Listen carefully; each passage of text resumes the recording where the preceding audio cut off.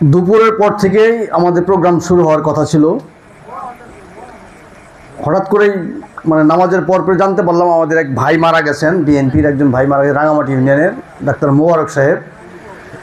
উনি আমাদের নেতা জনাব আব্দুল করিম সরকার সাহেব বলে আমি জানাজায় যাব। আমি আবার শুনছি নামাজের পরে, আমি শহরে ছিলাম, আস্তে আস্তে জানাজা ধরতে পারবো না। উনি ওটা শেষ করে, জানাজা শেষ ছিল বাদ আসর, বৃষ্টির মধ্যে জানাজা পড়েছেন, জানাজা শেষ করে রাঙামাটি বাবুগঞ্জ যে আসতে হতো কি আছে, রাস্তাঘাটে মানে মাঝে মধ্যে ভাঙা আছে, আবার বৃষ্টি। এর মধ্যে থেকে যখন এনায়েতপুর বাজার পার হলেন, আমি তখন সোয়াইদপুর বাজারে 5:45 দিকে আসরের নামাজটা পড়তেছিলাম একা আর কি। আমি ফোন করে বললাম যে ভাই আজকে না গেলেও হয় না, কথাটা খেয়াল